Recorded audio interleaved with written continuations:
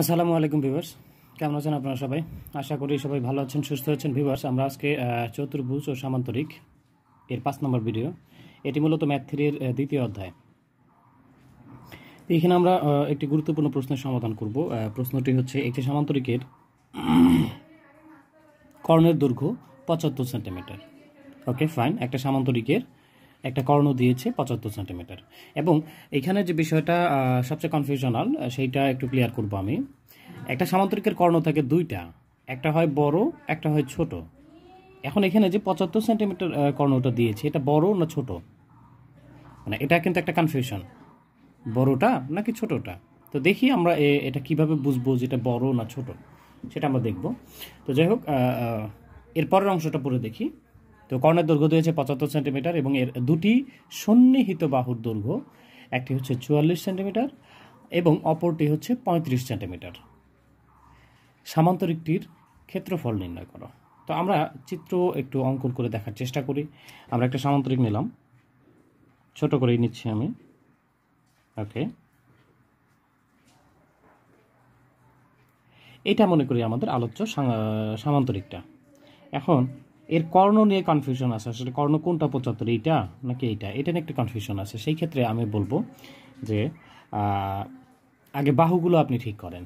দেখা যাচ্ছে এখানে বলা হয়েছে সন্নিহিত বাহু একটা আছে 44, একটা আছে 35।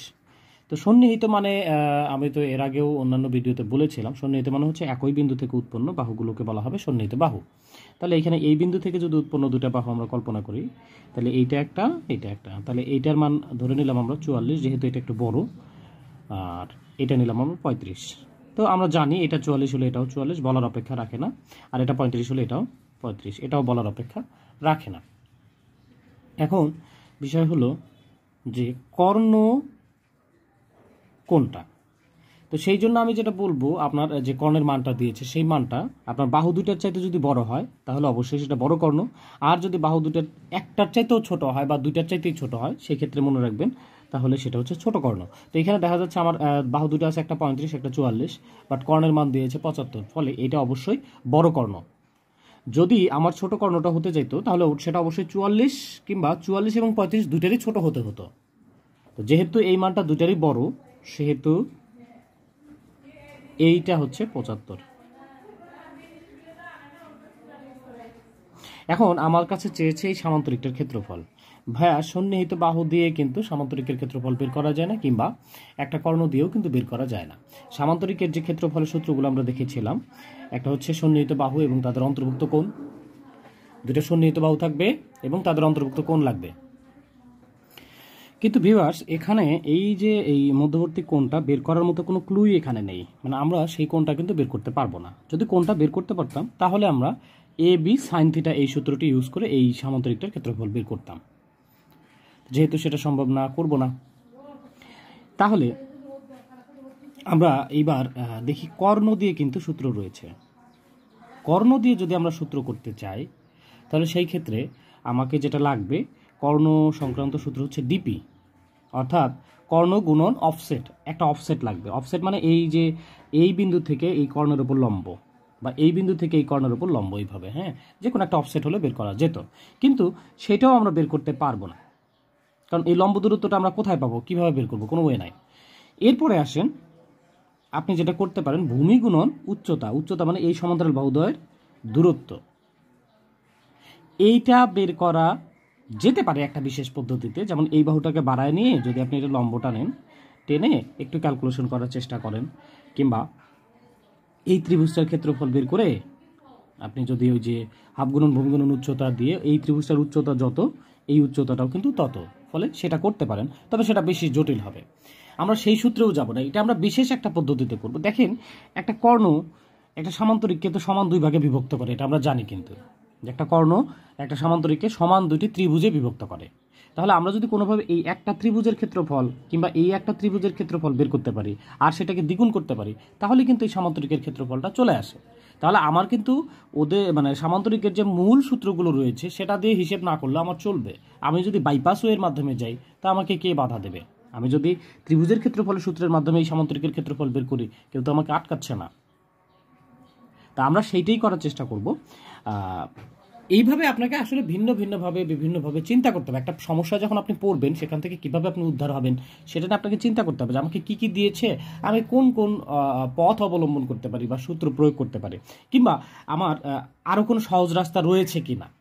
যেমন আমরা এখানে সামান্তরিকের মূল সূত্রগুলো ব্যবহার না করে আরও একটু সহজ রাস্তায় যাব, সেটা হচ্ছে ত্রিভুজের ক্ষেত্রফলের সূত্র।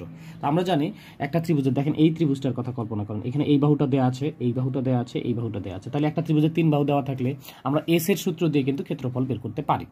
তো তার আগে ত্রিভুজটার নাম, সামান্তরিকটার নামকরণ করি, এ বি সি ডি। এখানে চিত্রটা দেবেন, কারণ চিত্র ছাড়া কিন্তু আপনি ভালো করে করতে পারছেন না, একটু খেয়াল রাখবেন। তো ভিউয়ার্স, আমি এখন এই এবিসি ত্রিভুজের ক্ষেত্রফল বের করার উদ্দেশ্যে, যেহেতু এবিসি ত্রিভুজে আমরা কাজ করব, তাহলে এখানে অবশ্যই মেনশন করে দিতে হবে এবিসি ত্রিভুজে এ বি বাহুকে আমি ধরে নিয়েছি এ, যেটার মান 44, বিসি বাহুকে ধরে নিয়েছি আমি বি, যেটার মান 35, এবং এ সি বাহুকে আমি ধরেছি সি, এটার মান হচ্ছে 75। Okay fine. এখন আমি দেখেন অর্ধপরিসীমা এস বের করব। অর্ধপরিসীমা বের করার নিয়ম হচ্ছে 3টা বাহুকে যোগ করে 2 দ্বারা ভাগ করতে হবে। তাহলে a plus b plus c divide by 2। এখানে এর মান 44 বসিয়ে দিয়েছি, বি এর মান 35 বসিয়ে দিয়েছি, অ্যান্ড সি এর মান 75 বসিয়ে দিয়েছি, ডিভাইড বাই 2, নো প্রবলেম। দেন এটা হিসেব করে যোগ বিয়োগ করে 2 দ্বারা ভাগ করেছি, এসেছে 77। তাহলে অর্ধপরিসীমা আমার বের হয়েছে 77। এখন আমি ত্রিভুজ এবিসি এর ক্ষেত্রফল যেহেতু বের করব, তাই লিখেছি ত্রিভুজ এবিসি। বেশ মনে রাখবেন, ত্রিভুজ এবিসি মানে কিন্তু ত্রিভুজ এবিসি এর ক্ষেত্রফল। আপনি এখানে ক্ষেত্রফল লিখে দিলে ভালো, না লিখলেও কোনো ক্ষতি হবে না। তাহলে ত্রিভুজ ABC is equal root over s into s minus a, s minus b, s minus c. এখানে এস এবং এ বি সি এর মান বসানো যাক। বেশ, এখানে অনেকেরই কনফিউশন হতে পারে যে ভাই আমি যদি এইটাকে মানে এ বিকে এ না ধরে আমি যদি 75 যে সেন্টিমিটার এই বাহুটাকে এ ধরি, কোনো সমস্যা আছে? কোনো সমস্যা নেই বেশ, আপনি উল্টাপাল্টা করে ধরতে পারেন, তবে যেটা ধরবেন সেটা সেই জায়গায় বসাবেন। যেমন আমি এ ধরেছি 44, তাহলে এর স্থলে 44 বসাবো। এটা হচ্ছে গুছিয়ে করা। তবে আপনি যদি এখানে 75 বসান, আপনার যে অঙ্ক মিলবে না তা না, এবং আপনার যে ভুল হবে না, আমি এটা শিওর করবো, আপনার কোনো ভুল হবে না যদি আপনি যোগ বিয়োগে ভুল না করেন। তো যাই হোক, এখানে আমি মানগুলো বসিয়ে দিয়েছি। দেখেন এস এর মান 77 বসিয়েছি, এখানে এস আছে, এস এর মান 77, এ আছে, এর মান 44 বসিয়ে দিয়েছি, এস বি এস সি এগুলো সবগুলো মান বসিয়ে দিয়ে যোগ বিয়োগ করে ক্যালকুলেশন করেছি এবং ক্যালকুলেটর রুট দিয়েছি, চলে আসছে 462। এটা হচ্ছে আমার এবিসি ত্রিভুজের ক্ষেত্রফল। ভিউয়ার্স, আমার তাহলে এই সামান্তরিকের ক্ষেত্রফলের অর্ধেকটা বের হয়ে আসছে, অর্থাৎ এবিসি ত্রিভুজের ক্ষেত্রফল বের হয়ে আসছে। এখন যদি আমি পুরোটা বের করতে চাই, তাহলে অবশ্যই আমাকে এই যে এইখানকার যে প্রাপ্ত ক্ষেত্রফল তাকে 2 দ্বারা গুণ করতে হবে। তো তাহলে এখন লিখবো অতএব এ বি সি ডি সামান্তরিক। সামান্তরিকটার নাম কিন্তু এ বি সি ডি, পুরোটাই।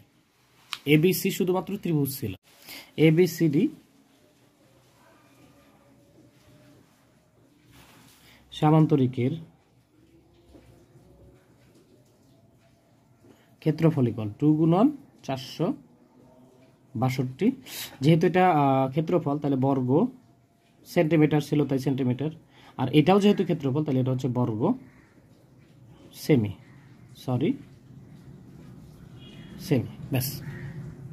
এটা ক্যালকুলেশন করলে চলে আসবে 924 বর্গ semi, that is the answer. এই প্রশ্নটি সেম কোনো প্রশ্ন আসলে আসেনি। আপনারা যদি পারেন 2-1টি প্রশ্ন বই থেকে বের করে নিয়ে সেম প্রশ্নগুলো করবেন। তবে মনে রাখবেন, ওই যে কর্ণ, বৃহত্তর কর্ণ নাকি ক্ষুদ্রতর কর্ণ, সেই সাপেক্ষে আপনি চিত্র আঁকবেন এবং সেই সাপেক্ষে অঙ্ক করবেন।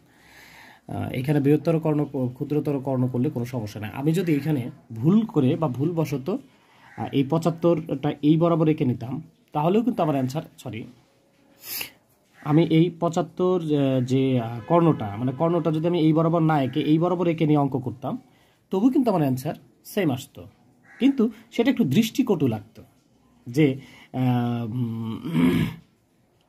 এইটার চাইতে এইটা কেন বা বড়, কিংবা এইটা আর এইটা প্রায় পরস্পর সমান, এটাও 44, এটা 75, কেমনে সম্ভব? ফলে দৃষ্টিকটু লাগতো। সো চিত্র যখন আপনি দেবেন, চিত্র ছাড়া যেহেতু আপনি অঙ্ক করবেন না, মানে এটা করা চিত্র দিয়ে করাই বেটার, কারণ চিত্রের সাহায্যে কিন্তু আমরা আসলে চিত্র দেখে দেখে অঙ্ক করলাম, ফলে চিত্রটা এখানে জরুরি। যেহেতু চিত্র দেবেন, সেহেতু আপনাকে অবশ্যই দেখতে হবে যে বড় কর্ণটা আমরা নেব নাকি ছোট কর্ণটা নেব, এবং সেটার ক্লু কিন্তু আমি দিয়েছি। আপনি সেই ক্লু ইউজ করে চিত্র এঁকে তারপর অঙ্ক করবেন, ইনশাল্লাহ আপনি পারবেন।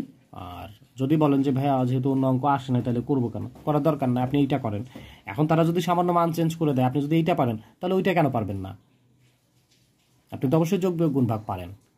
হ্যাঁ, জাস্ট আপনার সংখ্যাটা চেঞ্জ করে দিয়েছে, রুলসটা ঠিকভাবে ফেলে দেবেন, ব্যাস দেখবেন চলে আসবে। হিসেবটা ঠিকভাবে করবেন, অ্যান্সার সুন্দরভাবে চলে আসবে। তো যাই হোক ভিউয়ার্স, আশা করি অঙ্কটি করতে পারবেন এবং ভালো থাকবেন, সুস্থ থাকবেন। এরপর আরেকটি গুরুত্বপূর্ণ প্রশ্ন রয়েছে এই চ্যাপ্টারের। এই প্রশ্নটি করলে এই চ্যাপ্টারটি মোটামুটি শেষ হয়ে যাবে। আল্লাহ হাফিজ।